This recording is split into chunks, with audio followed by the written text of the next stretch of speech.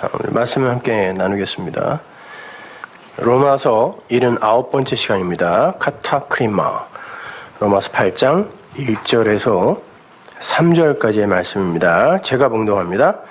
그러므로 이제 그리스도 예수 안에 있는 자에게는 결코 정죄함이 없나니 이는 그리스도 예수 안에 있는 생명의 성령의 법이 죄와 사망의 법에서 너를 해방하였습니다. 율법이 육신으로 말미암아 연약하여 할 수 없는 그것을 하나님은 하시나니 곧 죄를 인하여 자기 아들을 죄 있는 육신의 모양으로 보내어 육신의 죄를 정하사. 아멘. 자, 오늘도 이 본문을 가지고 죄와 사망의 법이 어떻게 생명의 성령의 법이 될 수 있는지에 관해서 성경에 나오는 예를 들어서 제가 설명을 좀 해드리도록 하겠습니다.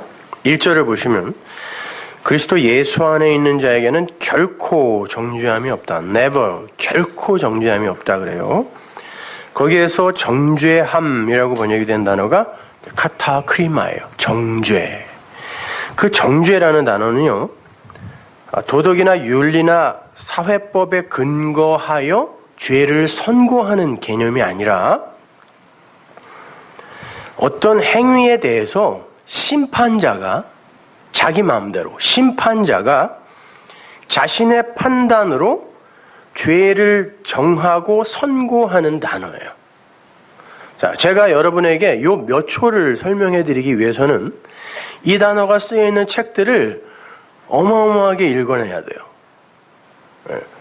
그러니까 이거를 어떻게 이렇게 사전에도 안 나와 있는 의미를 어떻게 저렇게 이야기를 할까 궁금해하실 분들이 계시겠는데, 설교자는 단어 하나를 여러분에게 잘못 설명함으로 말미암아 그 문장 전체가 어그러질 수 있고, 그것으로 말미암아 그 장이나 그 절이 속한 책이 완전히 잘못된 의미로 전해질 수 있기 때문에 그런 한 단어 하나하나를 공부하기 위해서 문자를 공부하고 그 문자로 된 책들을 읽고 그러는 거란 말이죠.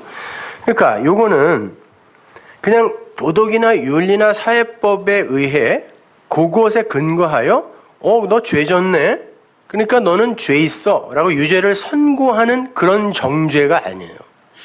심판하는 이가 자기 맘대로 자기 뜻에 의해 그냥 너 죄 있어 그러면 그게 정죄예요. 카타크리마. 다른 말로 피조 세계의 도덕과 윤리에 근거하여 우리 쪽에 어떤 것을 근거로 하여 피조 세계의 재판관들이 판단하고 선고하는 그런 류의 정죄가 아니라 만유의 주인이시오 재판장이신 그 하나님의 판단에 의한 정죄를 말해요. 내가 아직 아무 행위도 하지 않은 상태에서 너 죄 있어 하고 우리를 정죄해버린 게 하나님이죠. 그죠? 내가 나기도 전에 그 정죄가 나에게 임하여 내가 죄인으로 이 땅에 태어났다네요? 그거 가지고 누가 따질 수 있습니까? 우리 그냥 받아들이죠. 아니 내가 나지도 않았는데 뭘 아직 한번 울어보지도 않았는데 나자마자 나보고 죄인이래. 그죠? 그게 카타크리마예요. 그 카타크리마라는 단어의 동사형이 카타크리노인데요. 그 단어가 바로 뒤에 3절에 나와요. 바울은 그 자신의 해방을 자랑하면서 죄와 사망의 법에서 생명의 성령의 법이 너를 해방했다 해서 그 너가 에고예요. 나예요. 나를 해방한 거예요. 바울이 자기 얘기하는 거예요. 그렇게 자신의 해방을 자랑하면서 율법이 연약하여라는 단어는 율법에 걸리는 단어입니다. 그러니까 율법 보고 연약하다 그러는 거예요. 율법은 어떤 것을 성취할 수 없다라는 뜻이에요. 율법이 연약해서 육신을 통해 이룰 수 없는 어떤 것을 성취하기 위해 하나님이 뭘 하시는데, 그게 뭔가 하니 자기 아들을 죄 있는 육신의 모양으로 보내셔서, 모양이라는 단어를 잘 보셔야 돼요. 육신의 모양으로 보내셔서 그 육신에 죄를 정하는 거다 그래요. 이게 3절이에요. 거기에서 죄를 정하다라고 번역이 된 단어가 카타크리마, 카타크리노 같은 단어란 말입니다. 동사형일 뿐이죠. 하나님께서 율법이 할 수 없는 어떤 일을 완성하기 위해 당신의 아들이신 예수 그리스도에게 죄도 없는 분에게 죄를 카타크리마 해버렸다는 거예요. 카타크리노 해버렸다는 거예요. 그러니까 무슨 말인지 이제 아시겠죠? 그 단어가?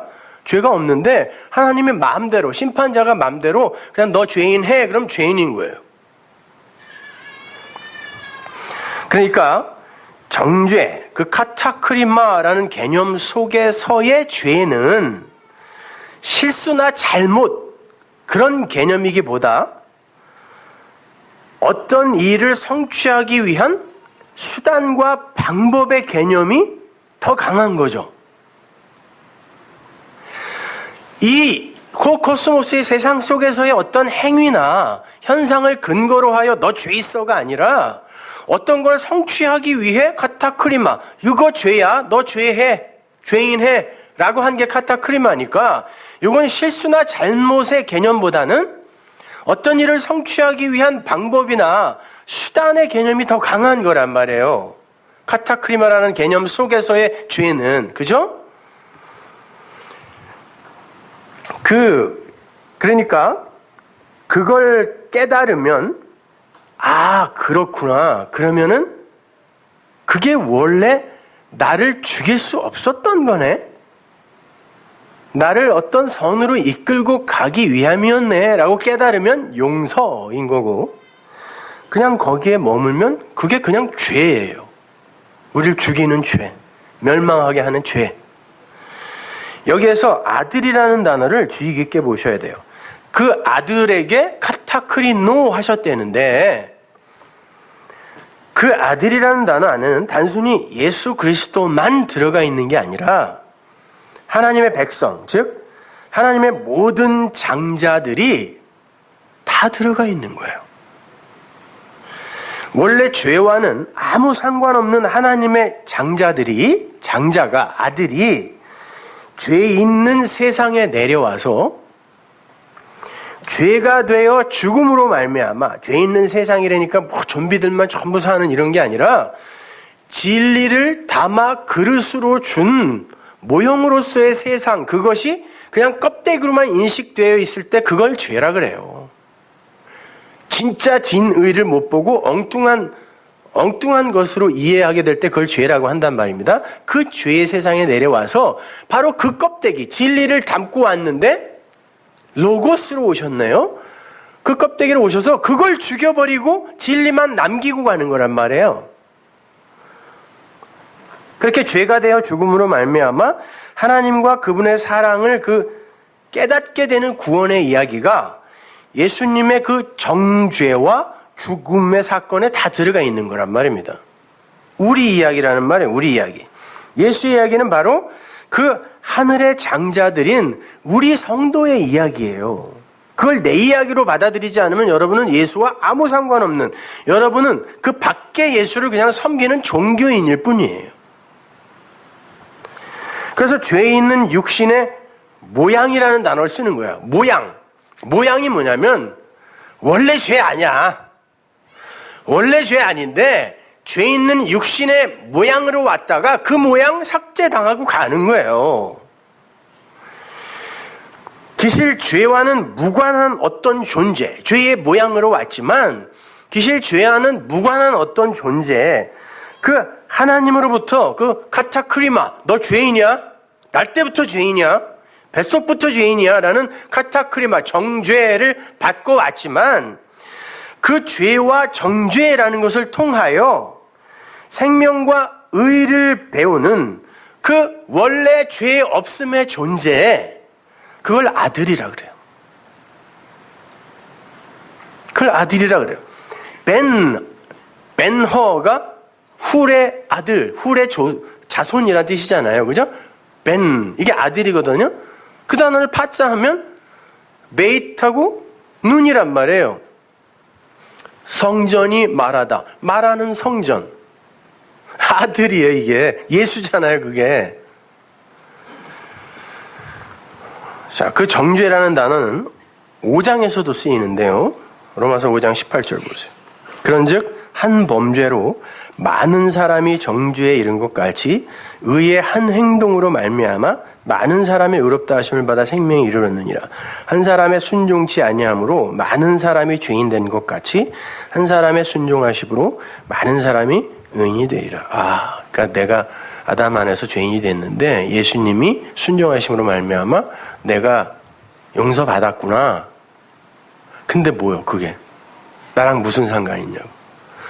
그거는 중들도 외울 수 있는 거예요. 그게 여러분의 삶 속에서 지금 삶으로 사라지고 있냐고, 그게. 무슨 말이에요, 이게? 여기서 한 범죄, 한 행동이라고 번역이 된 어구는요, 그냥 죄의 하나, 의의 하나라는 말이에요. 10의 하나가 뭐죠? 11조라는 단어가 10의 하나라는 말이거든요.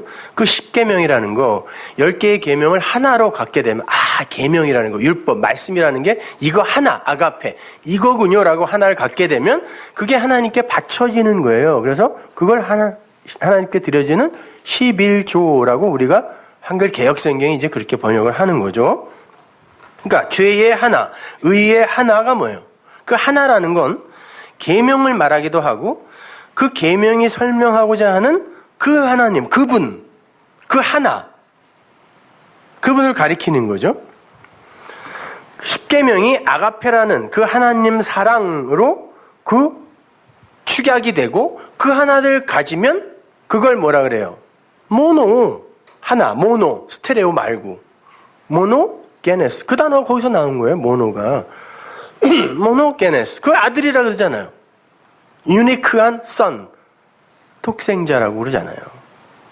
아들이란 말, 그 하나를 가지면. 근데 그 하나의 계명, 그걸 죄의 하나로 갖고 있으면 어떻게 돼요? 그 율법의 하나로 갖고 있는 거죠, 그게. 하나, 이건 진리인데 그걸 죄의 하나로 갖고 있으면 죽음이고, 의의 하나로 갖고 있으면 그게 아들이구나 이 말이에요. 그게 18절이란 말이죠. 그게 생명이란 말이야. 그래서 19절에 불순종과 순종의 이야기가 나오는 거야. 거기서 불순종이라고 번역이 된 단어는 아쿠오가 듣다죠. 그죠? 우리가 너희가 이러이러한 것으로 들었으나 산상수훈에서 배웠잖아요. 그게 아쿠오거든요. 근데 그 앞에 파라가 붙으면 파라쿠, 제대로 못 듣다란 뜻이죠. 그걸 불순종이라고 번역한 거예요. 그래서 제대로 못 듣는 거. 한 사람의 제대로 못 들음으로 말미암아 저게 무슨 얘기야? 열심히 하라는 거구나. 그게 아담의 선악과 사건이란 말이에요. 그래, 선악과 먹고 이 선악의 구조 속에서 선한 거, 악한 걸 우리가 판단하여 선한 걸 추구하라는 거구나가 희생제사잖아요. 그게 한 사람의 파라쿠, 잘못 들음, 불순종으로 말미암아 모두가 다 죄인이 된 것 같이 모든 인간이 다 그렇게 잘못 듣게 되어 있어요. 파라쿠하게 돼 있어요. 그것처럼 한 사람의 순종함으로 말미암아 이 휘파코스가 올바로 주의 깊게 경청하여 인정하다라는 단어를, 그걸 순종이라 그래요. 올바로 듣고 경청하여 그게 그거예요, 맞네요 라고 하면 그걸 순종이라 그래요. 그런 분이 누구예요? 예수님이, 진리로 오신 예수님 한 분밖에 없다니까요. 그분이 여러분 안에 그리스도의 영으로 들어오면 그게 생명인 거예요. 파라쿠오가 박살나는 거예요, 이제. 그러니까 정죄의 근거가 되는 그 순종과 불순종은 그 들음의 문제인 거지 행위의 문제가 아니란 말이에요. 그렇게 아들이라는 존재는 잘못 들음의 존재, 즉 율법의 존재로 이 땅에 와요. 그러나 이미 창세 전에 하나님의 아들로 부름을 받은 자들이기 때문에 죄와는 이미 무관한 그런 결국을 탑재하고 오는 거예요. 에베소서 1장 4절 보세요. 곧 창세전에 그리스도 안에서 우리를 택하사 우리로 사랑 안에서 그 앞에 거룩하고 흠이 없게 하시려고 그 기쁘신 뜻대로 우리를 예정하사 예수 그리스도로 말미암아 자기의 아들들이 되게 하셨으니. 언제? 창세전에 하나님의 아들이 됐대요. 그리고 여러분은 거룩하고 흠이 없다네요. 과거 완료잖아요. 그런데 그들이 왜 이 세상에, 호코스모스의 세상에 내려오냐고요. 그냥 그걸 놔두면 되잖아요. 이미 창세 전이라는 게 뭐예요? 생각 밖의 시간이죠. 그죠? 생각 밖의 시간이라는 단어로 또 표현하기도 뭐 그렇지만 우리가 알고 있는 단어가 그거밖에 없으니까 생각 밖의 시간, 이 시간이 아닌 거. 뭐 영원, 아이온이라고도 하지만 그때 다른 차원의 거기에서 이미 우리는 아들이 됐고 흠없고 거룩한 자가 되었다 그러네. 그런데 이 죄뿐인 모형의 세상에 그 진리, 내용만 있는 거기에서 껍질의 세상에 껍질을 입고 내려와서 아, 이게 아닌 게 그거구나를 배우고 가는 거잖아요, 우리가. 이게 아닌 게 그거구나. 그런데 이거에서 그냥 머물러 버리고 이걸로 일희일비하고 여기서 희로애락을 찾으면 어떻게 되죠? 그걸 멸망이라고 그래요.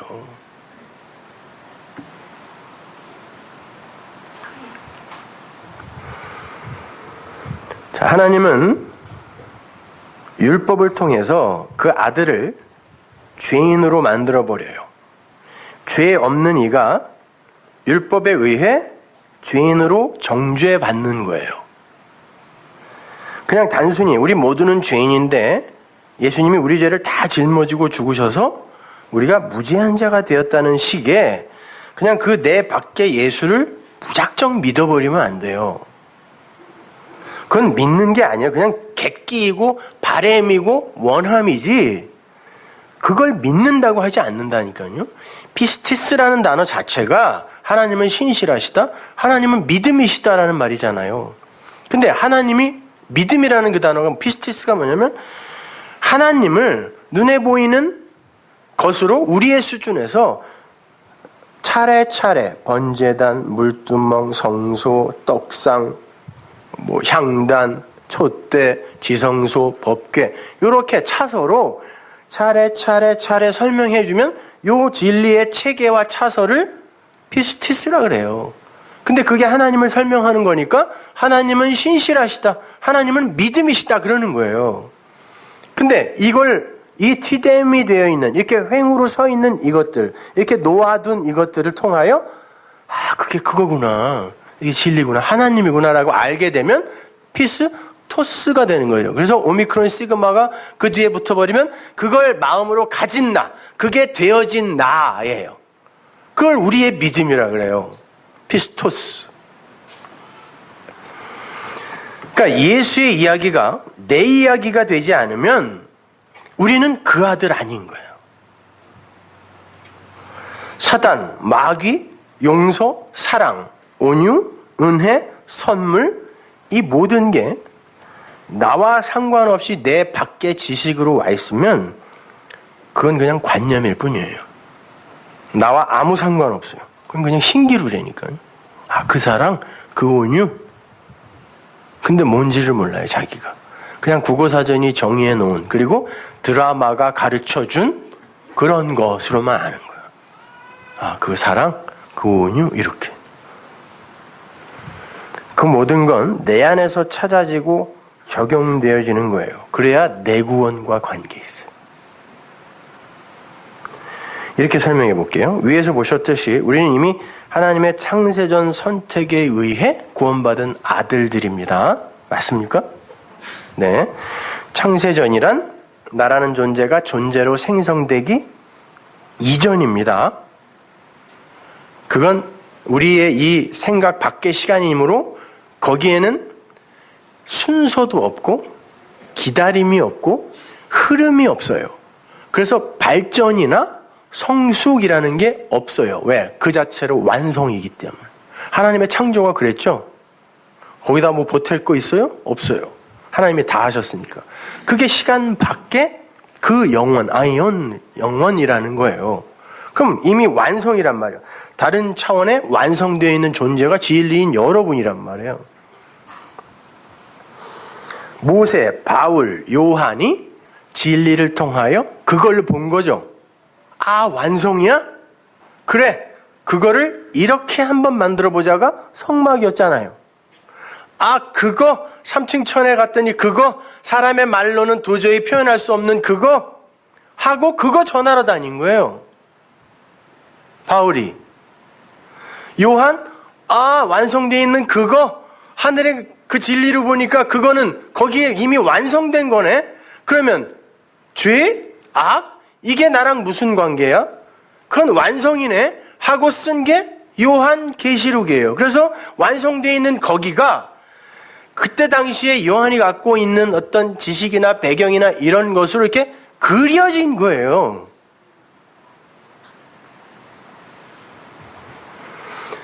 그걸 알고 그걸 본 이들이 전하고 다녔을 때, 아, 그거요 라고 받아들이면 거기에서 용서가 일어나는 거예요.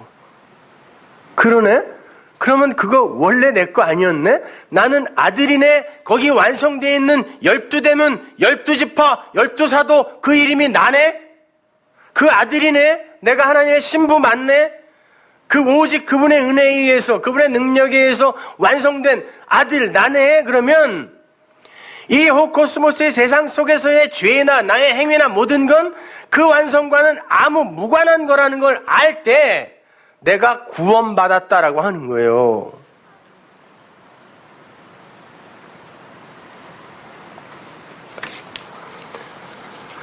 진리신 주님이 바로 그러한 존재예요. 시간 밖에서 완전한 존재로 살아계신 분이 주님이죠.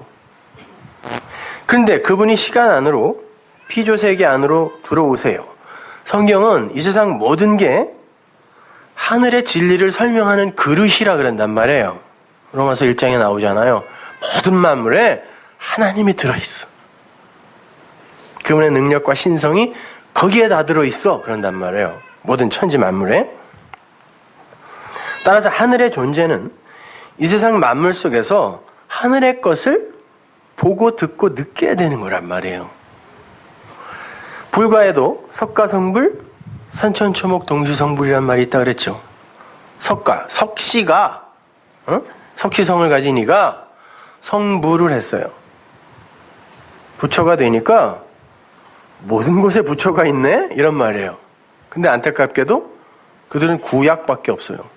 그들이 갖고 있는 진리의 내용 중에 성경과 흡사한 게 굉장히 많다 그랬죠.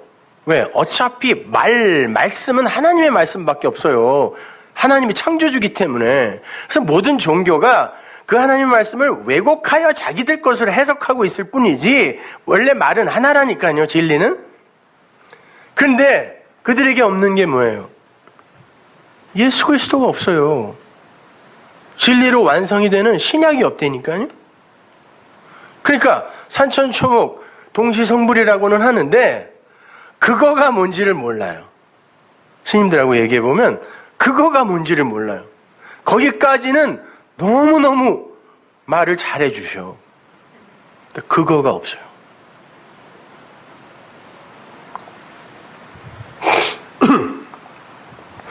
그거를 야보라는 사람이 금강경 오가해라는 책에다가 산시산 수시수 불제하처 이렇게 써놓은 거예요. 산은 산이고 물은 물인데 어디 가서 부처를 찾냐? 야, 모든 게 다 부처인데 산과 물이라는 difference, 그 다름이 뭔 상관이야? 이런 말이에요.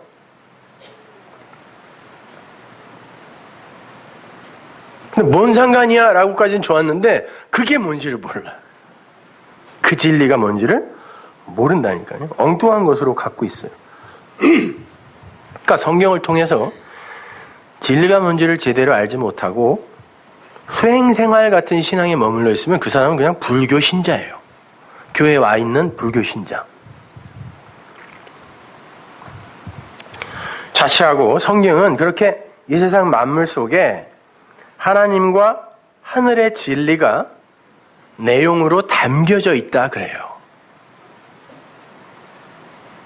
내 곁에 있는 남편, 내 곁에 있는 아내, 그들의 성품, 내 자식, 나의 직장, 내 눈에 보이는 저 산, 저 물, 모든 게 다 진리를 설명해요. 하나님만 설명한단 말이에요. 나는 하나님이고 너는 피조물이야. 이거. 그걸 설명한다니까요. 근데 그걸 그냥 그 껍데기로만 보면 그것 때문에 죽고 싶은 거야. 거기서 벗어나는 거예요. 자, 그렇게 진리를 내용으로 담고 있는 천지 만물을 그냥 그 껍데기로만 봐주면 그 안에 있는 진리가 얼마나 섭섭하겠습니까? 나는 그거 아닌데 왜 나의 껍데기만 보고 그래? 이럴 거 아닙니까? 로마서 8장 19절 보세요. 피조물에 고대하는 바는 하나님의 아들들의 나타나는 것이니, 이게 아포칼립시스가 이렇게 드러나다 원래의 것으로 밝혀지다예요. 어디 저기 있다 그냥 막 나타나는 게 아니라 하나님의 아들들이 이 땅에 와 있는데 그들이 원래의 것으로 이렇게 나타나면 아포칼립시스, 나타나는 것이니, 피조물이 허무한데 굴복하는 것은 자기 뜻이 아니요 오직 굴복해 하신 이로 말미암음이니라. 그들이 이렇게 껍데기를 갖고 진리를 안에 품은 채 이 땅에 와 있는 거, 이 썩어짐의 종노릇을 하고 있는 건 하나님이 그렇게 시켰다는 거예요.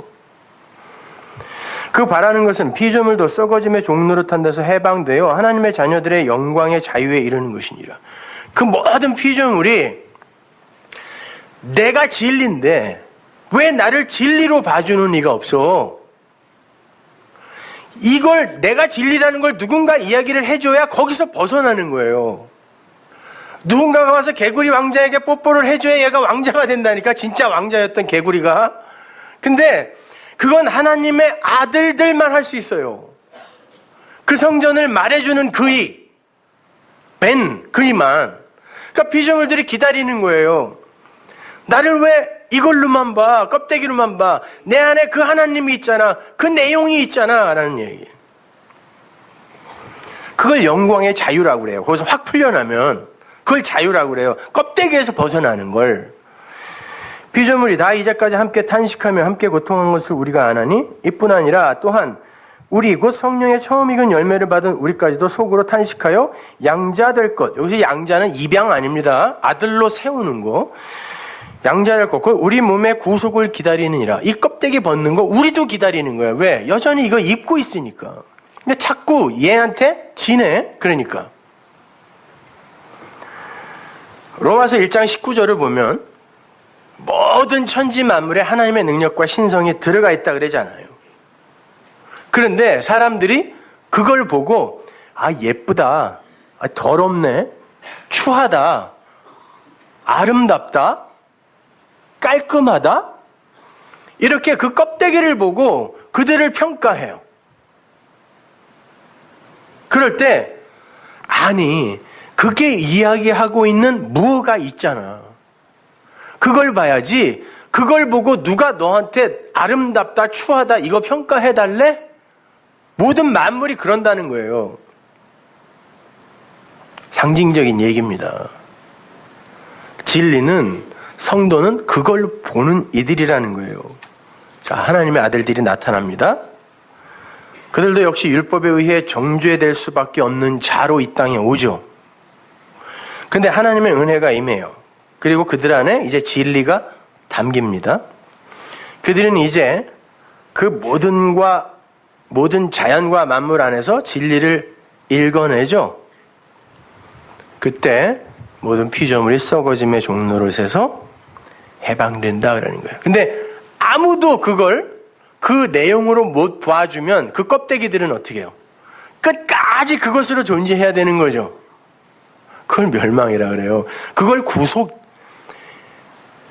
죄에서 벗어나는 구속 말고 이 구속, 묶여있다 그러는 거예요. 마찬가지입니다. 성령의 열매를 받았다고 하는 성도들도 자기 안에 들어와 있는 진리로 자기를 보지 못하면 여전히 육의 몸에게 끌려다니는 삶을 살게 되어 있어요. 그래서 그 육의 부귀와 영화와 가난과 좌절과 실패와 성공 등에 의해서 좌로 치우치고 우로 치우치며 살게 돼요. 여러분 그거 자체를 죄라 그래요. 그리고 그들을 정죄 받은 자라고 하는 겁니다. 근데 하나님의 은혜가 찾아오죠. 그리고는 그 껍데기인 세상과 육의 헛됨과 무용함과 가치 없음을 하나하나 이렇게 폭로해내세요. 그걸 도와주는 게 율법과 죄라는 거예요. 그리고 거기에 정죄라는 게 이제 가입이 되는 거란 말입니다. 그래? 그러면 그게 죄 있음이야. 이렇게. 그렇게 하나님의 은혜의 왕노릇에 의해서 그 섬김의 통치를 받는 자들은 그 율법과 성전을 통해 처절한 절망의 자리로 내려가게 돼요. 슬프기만 하고 고통스럽고 우울하고 이런 게 아니라 나는 아니구나. 하나님 앞에서의 나는 존재를 주장할 수 있는 주체로 살 수 없는 존재가 아니구나. 이거를 내려간다라고 하는 거예요. 그 나라는 존재의 불가능함과 나라는 존재의 덧없음과 그 나라는 존재가 쌓은 업적의 그 헛됨 등을 이제 폭로당하는 거예요.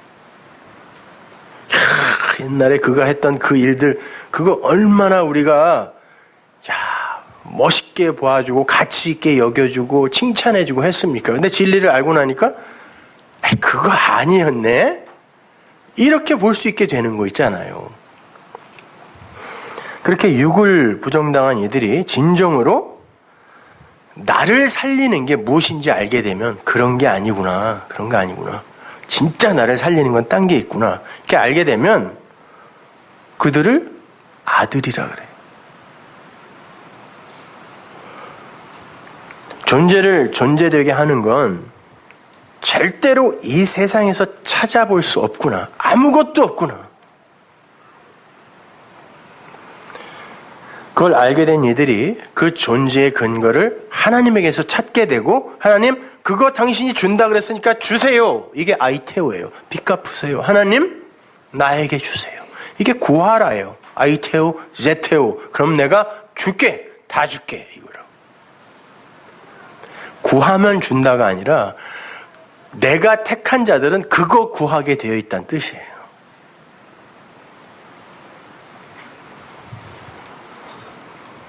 그렇게 하나님과 하나님이 주시는 그 생명과 연합된 그들이 하나님이 생명으로 그들 안에 넣어주신 그 씨와 연합된 자손이잖아요. 씨란 단어 자체가 제라. 그들의 아들이라니까요. 씨를 가진 자, 아들.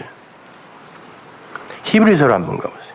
11장 39절. 이 사람들이 다 믿음으로 말미암아 증거를 받았으나, 자, 증거는 받았어요. 눈에 보이는 거. 약속을 받지 못하였다. 이는 하나님이 우리를 위하여 더 좋은 것을 예비하셨은즉 우리가 아니면 저희로 온전함을 이루지 못하게 하려 하심이니라. 히브리서 기자가 11장에서 구약의 그 믿음의 선진들을 쫙 설명하죠. 이 사람들은 이렇게 살았고 저 사람들은 저렇게 살았고 그렇게 살라는 거 아닙니다. 하나님이 그런 쪼다들을 어떻게 믿음으로 만드셨는가를 보여주는 거예요. 그렇게 장황하게 나열하고는 그들이 전부 피스티스, 믿음으로 증거를 받았다 그래요. 피스티스가 뭐라고 했어요? 눈에 보이는 걸로 차서 있게 이렇게 하나님을 설명하는 게 피스티스입니다. 그 믿음으로 증거를 받았대요. 주었대요. 근데 약속을 받지 못했다 그래요. 그래서 이 약속은 당연히 진리의 영이에요. 사도행전 2장에 보면 약속의 성령이라는 말이 나오죠. 똑같은 단어예요. 호 에판겔리아 약속이거든요. 호 에판겔리아 호 하기오스 푸뉴마 그래요. 그러니까 약속은 성령이다 이런 뜻이에요. 약속은 진리의 영이에요. 진리의 영. 예수 그리스도라는 그 약속의 실체로 말미암아 우리에게 주어지게 되는 그 내용, 그 진리, 그 약속이에요. 에판겔리아. 그들은 그걸 못 받았다 그래요. 잘 이해하셔야 됩니다.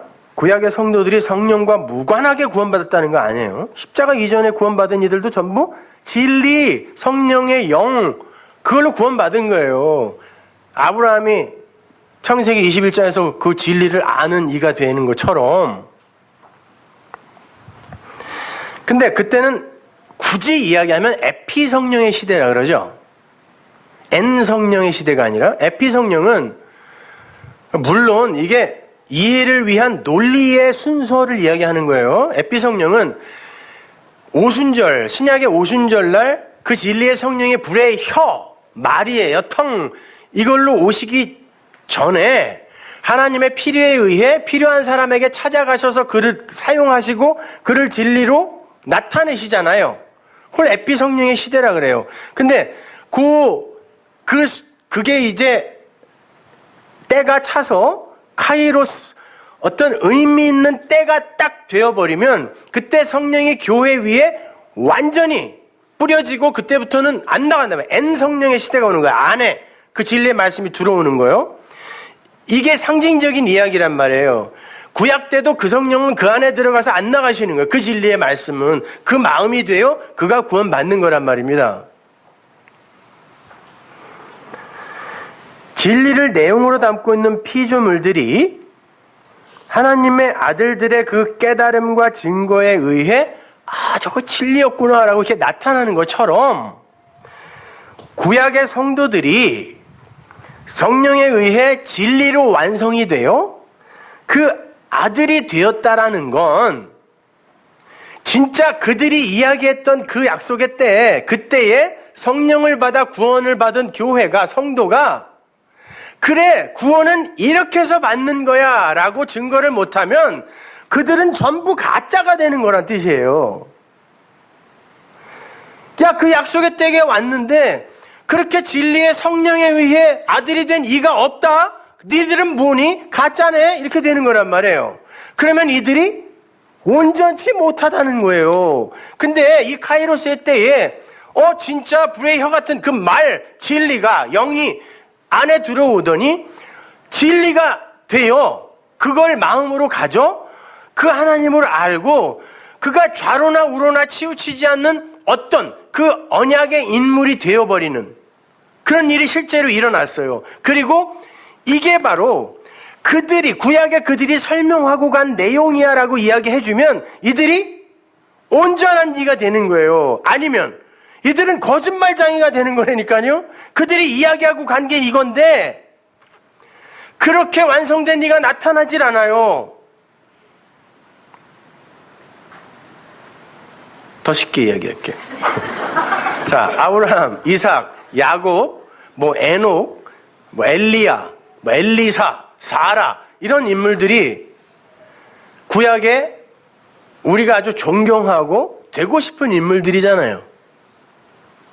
근데 이들이 여러분 다 배웠잖아요. 전부 진리를 설명하고 간 분들이에요.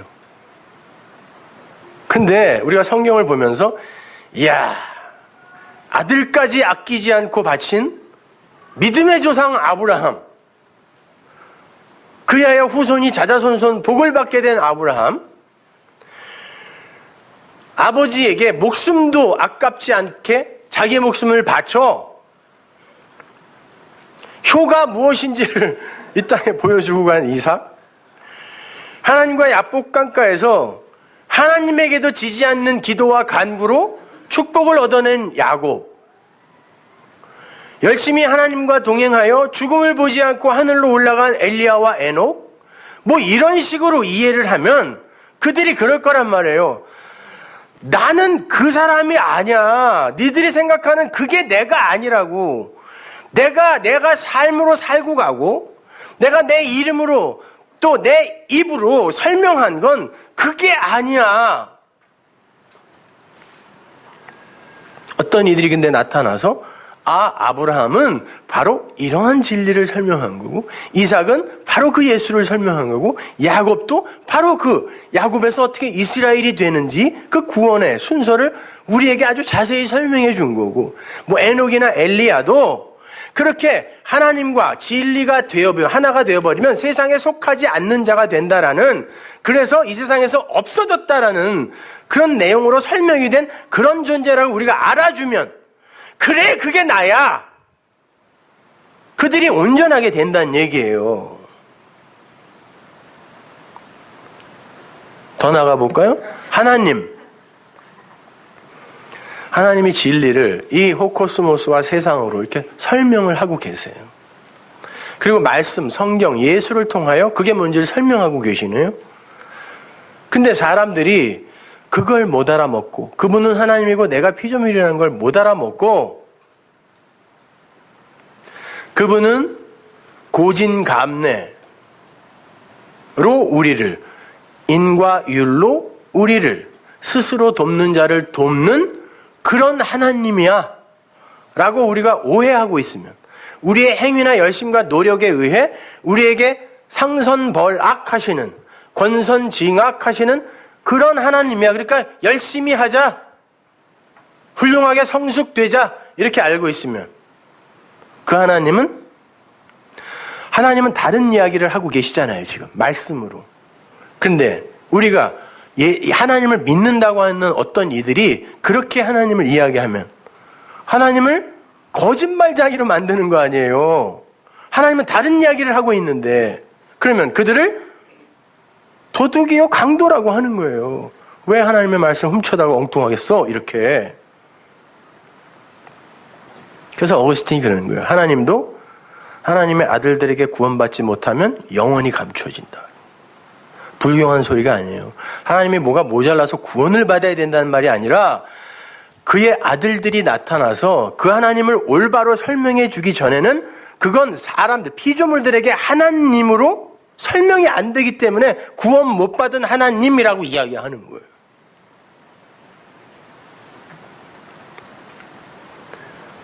그러니까 진리를 안에 갖고 있는 하나님의 아들들의 나타남이 얼마나 소중한 거겠어요. 그 하나님이 오해되어지지 않는 세상, 그런 교회, 이게 얼마나 소중한 것이겠냐고요. 성경이 그 이야기 하는 겁니다.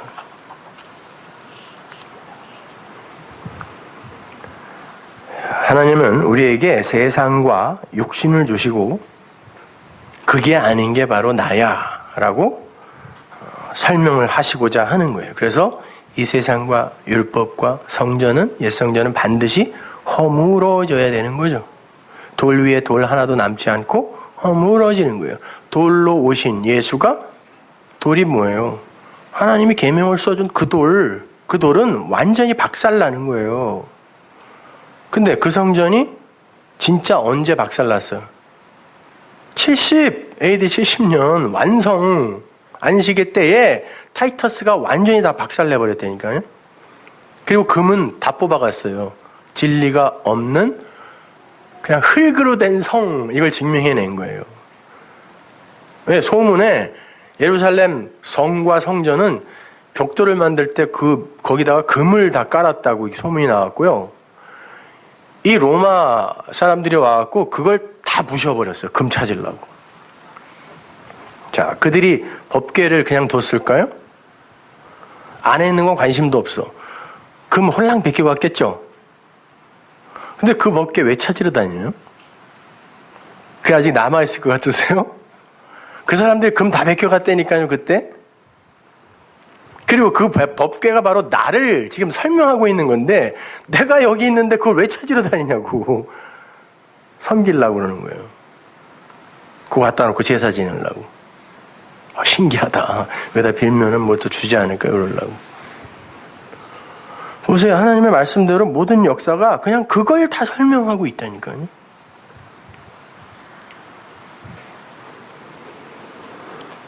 자, 그래서 주님이 이 땅에 오셔서 그 율법에 의해 맞아 죽으시는 거예요. 주님은 당신이 바로 진리며 생명이다, 이렇게 말씀하셨어요. 그러면 진리와 생명만 남고 율법으로 입고 있는 껍데기는 죽어야 되잖아요. 그렇게 율법에게 자기의 육신을 내주시죠. 죄의 모양으로 온 육신, 정죄받은 육신은 거기서 죽는 거예요. 그럼 죄와 상관없는 자, 그리스도가 되는 거란 말이에요. 여러분의 삶 속에 나타나는 일이란 말입니다. 잠시 죄를 체휼하기 위해 입고 온 육, 그게 죄의 모양이에요. 그 육이 언약의 기둥에서 장렬하게 전사하자 진짜 생명인 팔의 날에 부활의 생명이 나타나는 거예요. 우리는 그 죽음이 다나토스의 죽음임을 배웠습니다. 그 예수의 죽음이 나의 죽음이고 나의 죽음이 곧 예수의 죽음이에요. 나도 아들, 예수도 아들. 같은 아들인 거예요. 내 머리, 한 몸이란 뜻이에요. 그러한 십자가의 진리를 제대로 인식을 하면 예수가 하신 일에 초점이 맞추어져 있던 내 관점이 쉬프트 되는 거예요. 어디로? 나에게서 일어날 죽음으로. 예수가 날 위해 한 일이 아니라 나에게서 일어날 죽음으로 관점이 쉬프트 되는 거예요. 그럼 성경에서 예를 하나 들어보자고요. 여러분이 너무나 잘 아는 선한 사마리아인의 비유. 선한 사마리아인의 비유가 뭐였어요? 제가 비유 때 한번 설명해 드렸죠. 율법과 예수 그리스도의 이야기예요. 율법사가 오죠. 율법을 연구하고 가르치는 이에요. 율법 대장. 율법사가 와서 묻습니다. 내가 알기로는, 율법이 알기로는 영생은 율법을 통하여 무언가를 열심히 해야 얻는 것이라고 배웠다.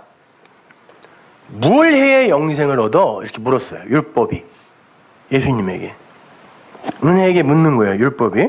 뭘 해야 영생을 얻을 수 있지? 이 질문은 예수님을 떠났던 부자 청년이 동일하게 했던 질문이죠. 뭘 해야 영생을 얻습니까? 그랬단 말이에요. 예수님이 율법에 뭐라고 돼 있냐? 이러저러한 거 쭉 얘기해요. 그거 해. 그랬어요. 그랬더니 어려서부터 다 했어요. 주님이 그럽니다. 그러면 네가 그거 다 했다고 하는데 네가 가지고 있는 걸 가난한 이에게 다 주고 와봐. 그래요. 거기서 가난한 이가 푸토코스예요. 푸토코스가 뭐라 했습니까? 마음이 가난한 자. 성령 안에서 그거 없으면 나는 죽는 자. 내가 어떤 노력을 해서도 이 가난을 채울 수 없을 때, 그러니까 페네스라는 건 내가 돈을 벌어서 어떻게든 그걸 조금이라도 메이크업 할 수 있으면 그건 푸토코스 아니에요. 근데 나에게는 방법이 없는 그 가난 있죠. 절대적 가난. 이게 푸토코스란 말이에요. 거기에 하나님이 그 단어를 쓰신다니까요. 너 율법 다 지켰다며. 그러면 그 율법은 곧 사랑을 이야기하는 거다. 그러면 그 사랑, 푸토코스한 그 가난한 사람에게는 그거 주면 그가 살거든?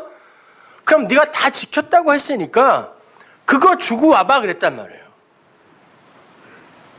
근데 그는 율법을 율법으로 지켰잖아요. 그러면 그에게 있어서 푸토코스한 사람에게 줄 게 있다 없다? 없어요. 그러면 그를 부자라고 하는 거예요. 바늘귀 문으로 못 들어가는 부자. 그러니까 그는 그리스도 예수를 떠날 수밖에 없는 자예요. 그 부자는 바늘귀 문으로 못 들어가. 내가 문인데 못 들어가. 어떻게 나를 쫓아? 라고 한 거죠. 똑같아요.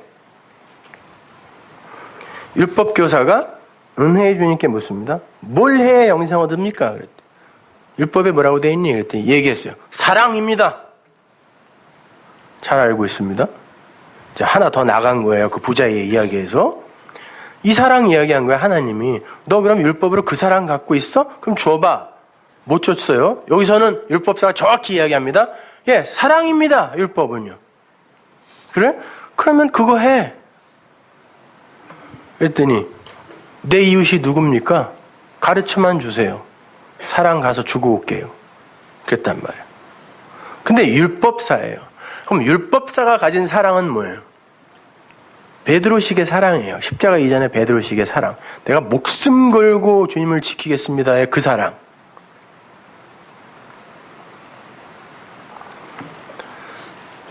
그래? 네가 그 사랑 할 수 있다는 거야? 그렇게 해서 영생에 이룰 수 있다라는 거야? 이 이야기는요, 그 부자 청년에게 너 가갖고 가난한 자 푸토코스에게 네가 가진 사랑 한번 주고 와봐. 이 말이랑 똑같은 말이에요. 너 사랑할 수 있어? 그거 해. 그랬다니까요. 그랬더니 그래요? 그럼 이웃을 가르쳐 주세요. 여기서의 그 율법사가 말하는 이웃은 뭐예요? 푸토크스의 이웃이 아니라 페네스의 이웃이겠죠. 그냥 진짜 가난한 자, 그 이웃. 그에게는 율법이 해줄 수 있는 게 있잖아요. 진짜 세상의 구제, 세상의 사랑, 세상의 관심, 율법이 줄 수 있는 거, 줄 수 있다니까요. 누가 이웃입니까? 그랬어요. 그때 주님이 이 선한 사마리아인의 비유를 주는 거죠.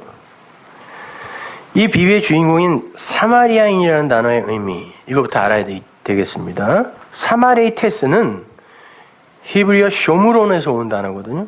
근데 그 사마르가 기본형인데 그 단어가 깨어있는 자, 파수꾼, 울타리를 치는 자예요.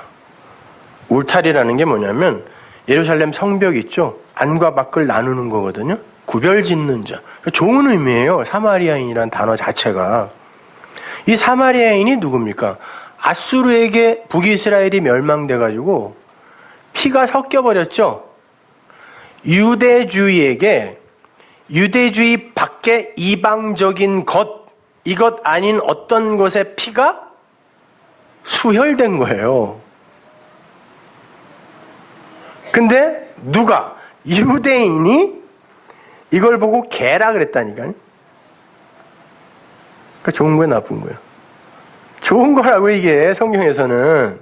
그래서 항상 사마리아인과 유대인이 대조되어 나오는 거예요. 그리고 항상 개라고 욕먹는다니까요. 그래서 거기로 지나다니지도 않아요. 유대인들은. 어떻게 율법주의가 진리의 땅을 지나다니겠어요?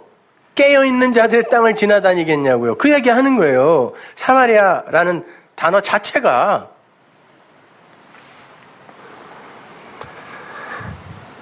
그러니까 거기 그 사마리아인이 등장하는데 이야기가 어떻게 시작되냐면 예루살렘에서 어떤 사람이 여리고로 내려간다 그래요. 카타바이노. 예루살렘은 야라와 샬롬의 합성어라고 그랬죠. 그러니까 평강, 평화, 에이레네를 가리키는 거예요. 그걸 가르치기 위해 가리킨 게 성전이었죠. 예루살렘이었죠. 예루살렘이에요, 그게.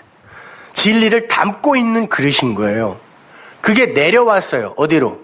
예리호, 여리고로 내려왔어요. 예리호는 발광체가 아닌 반사체를 가리킬 때. 달. 예리호가. 하나님이라는 그분이 있어요. 그런데 그분은 피조세계가 담을 수가 없네요. 그래서 그분이 존재한다는 걸 어떤 존재가 담고 내려왔어. 그 하나님을 담고 내려온 하나님. 그러나 그분은 아닌데 하나님을 담고 왔어요. 이분을 알면 나를 본 자는 아버지를 본 거야 라고 이야기했단 말이죠. 그러니까 이분을 보면, 달을 보면 해가 있다는 걸 알듯이 이분을 보면 하나님을 아네. 그래서 하나님입니다. 예루살렘이 카타바이노 내려와요. 어디로? 예리호로.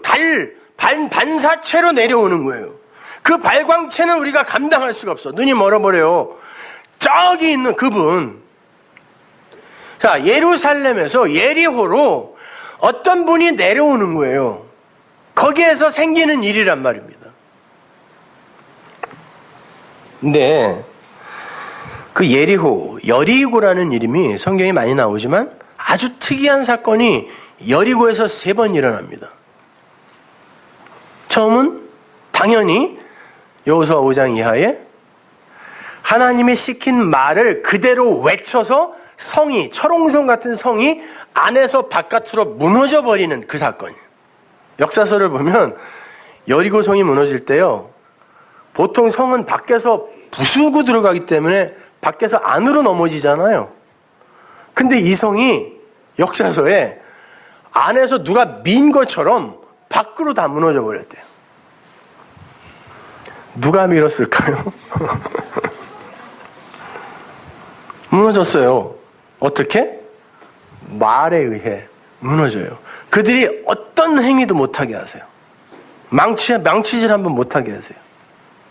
하나님 힘든데, 안에서 밀기 힘든데 내가 도와줄게요 라고 깨면 안 돼. 그냥 외치는 거예요. 그 말을 외치는 거예요. 그 함성에 무너집니다. 두 번째가 열왕기하 2장에 보면 엘리사가 여리고에서 쓴 물을 소금, 언약이죠. 소금을 쳐서 단물로 진리로 만들어내죠. 언약으로 말씀을 보게 되면 이게 단물이구나. 율법이 진리가 되는 게 여리고예요. 신약에 보면 마가복음 10장에 보면 예수님이 여리고에서 누구를 만나죠? 소경 바디메오를 만나요. 바는 아들이에요. 그래서 바라바 그러면 아버지의 아들, 가짜 아버지의 아들이에요. 그거는 진짜 아버지의 아들이 와서 가짜 아버지의 아들 대신 죽는 거예요. 그래서 바라바 대신에 하나님의 아들이 와서 죽는 거죠. 바가 아버지예요. 디메오는 더러움, 어두움 이런 뜻이죠. 그 더러움의 아들이 하나님의 은혜가 임하게 되면 내가 더러움이라는 걸 알아요. 그래서 내가 그분의 긍휼히 여기심을 못 받으면 나는 죽는다는 걸 알아요.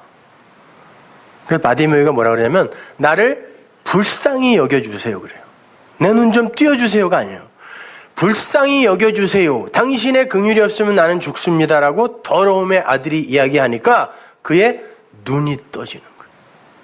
그래서 호라오하게 되는 거죠. 여리고는 그런 거예요.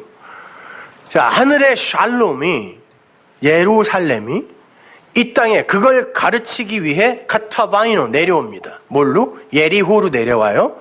반사체로 내려오는 거예요. 예수님의 성육신 생각하시면 돼요. 내려오는데 그걸 어떤 이는 알아보고 어떤 이는 못 알아보는 이야기예요. 이거는 우리의 이야기로 제가 설명해 드렸지만 똑같이 예수에게 일어나는 이야기라니까요.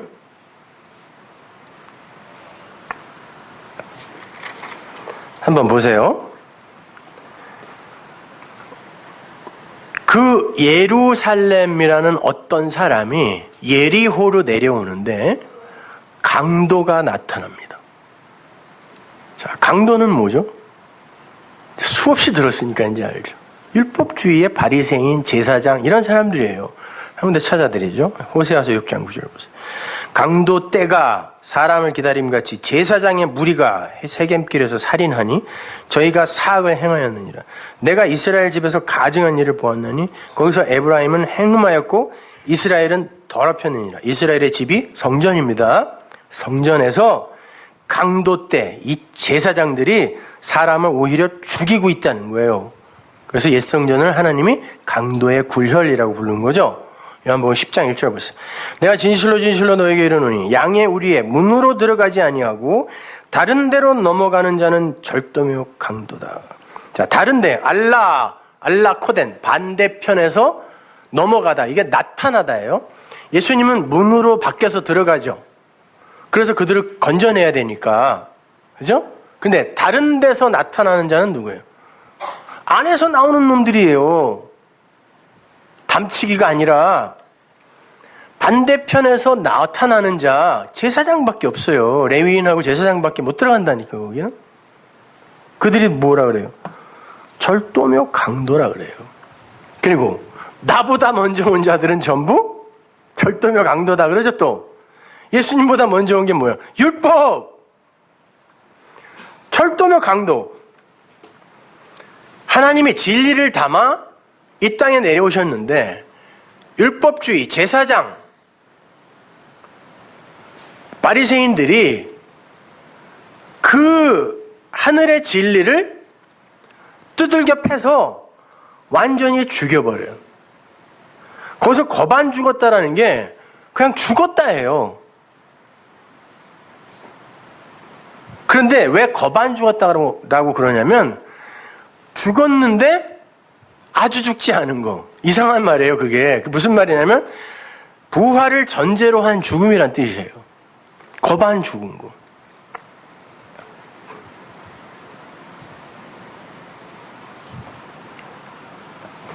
거기를 레위인과 제사장, 아니나 다를까 이 둘이 지나갑니다.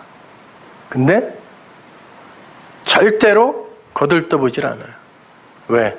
율법주의는 진리를 거들떠보지 않습니다. 너무 나약해 보여. 너무 인간의 자존심을 묵살하는 것 같아. 거들떠보지도 않아요. 그런데 사마리아인, 깨어있는 자라는 어떤 이가 오더니 저 죽음이 뭐야? 하고 그리로 가는 거예요. 저 죽음이 뭐야? 그러더니 이게 진리구나라고 깨달아요. 어떻게 알아요? 기름, 포도주. 이게 뭡니까? 말씀이잖아요. 성경에서 말하는 포도주는 새 것, 기름은 진리. 그걸 그분의 죽음에 붓는다 그래요. 상처라는 단어가 트라우마거든요. 트라우마는 사실은 19세기에 프로이드가 만든 그 의미를 부여한 말인데, 외상 후 스트레스성 장애? 19세기에 나온 단어고, 트라우마는 그냥 상처예요. 근데 상처가 어떤 상처냐면 죽이려고 때린 어떤 사람에 의해 입은 상처를 이 트라우마라 그래요. 헬라어로. 누군가가 의도적으로 죽이려고 한 거예요. 율법이. 근데 그 죽음에 기름과 포도주를 붓고 그렇게 되면 진리를 깨닫은 거죠. 그러면 어떻게 됩니까? 그 죽음이 내 죽음이라는 걸 아는 거죠, 이제. 그 죽음 아니었으면 나 큰일 날 뻔했네, 이렇게 된 거죠. 그러면 내가 그 예수 죽인 거 맞네요? 그래서 자기라는 짐승 위에 그를 태우고 그래요. 예수님이 예루살렘으로 죽으러 들어가실 때 뭐 타고 갔어요? 새끼 낙이 그 짐승을 붉은빛 짐승, 낙이라는 단어 자체가 뜻이 붉은빛 짐승이에요. 근데 붉은빛 짐승, 붓다라는 단어는 성전을 붉게 칠했죠. 그리고 아담이라는 단어가 붓다라는 뜻이거든요. 흙으로 만든 건 붉은 흙. 죄예요, 죄. 그래서 너희 죄가 주홍같이 붉을지라도 양털같이 희리라라는 건 성전, 인간, 호코스모스, 이 세상은 그냥 죄 덩어리라는 거예요. 거기에 그들을 살릴 예수가 타고 그들이 되어 죽으러 들어가는 거예요. 그래서 이가 자기, 원어에 보면 자기라는 짐승에 이렇게 나와 있어요. 자기라는 짐승에 그분을 태우고 가는 거예요, 성전으로. 뭐하러? 죽이러.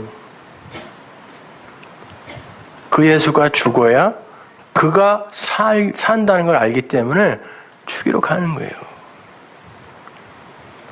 마찬가지입니다. 성도가 이 땅에 아들로 와요. 아들로 오는데 율법에 의해 죽임을 당해. 나 아니네, 이렇게. 그죠?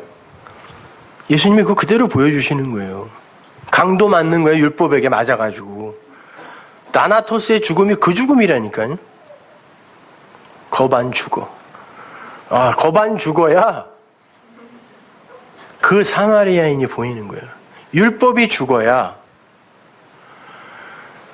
율법이 살아있으면 자기가 개 취급하던 사마리아인이 다가왔을 때 절대 못 만지게 합니다.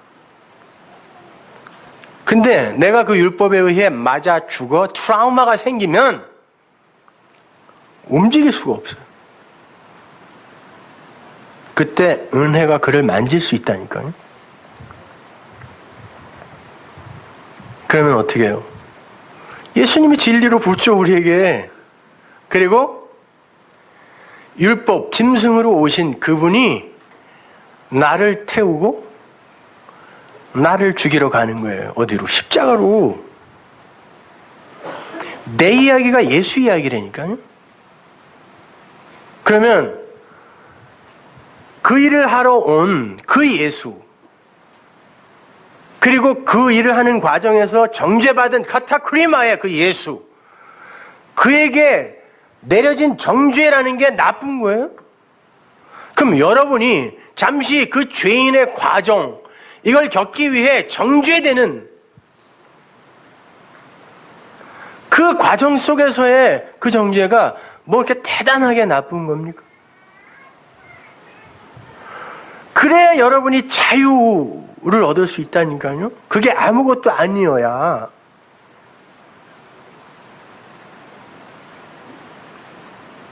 예수님이 그러잖아요. 가서 너도 이와 같이 해라. 너도 죽을 거야, 이런 뜻이.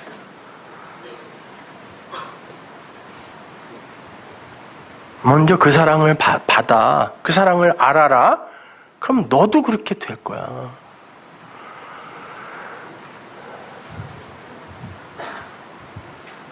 그러면 좌로나 우로나 치우치지 않을 수 있어요. 그걸 알았는데 정죄가 나에게 뭘 할 수 있냐고요. 그래서 바울이 그러는 거예요. 그러므로 우리는 이제 결코 정죄되지 않는다 그러는 거예요. 심판의 정죄. 그럼 없어지는 거예요, 이제. 아예 없어요. 왜? 그게 뭔지를 알았기 때문에. 그거 복음이라고 그래요, 여러분. 기쁘세요, 그게? 복된 소식인데? 그게 기쁘셔야 돼요. 그게 예수 믿는 겁니다. 기도하겠습니다.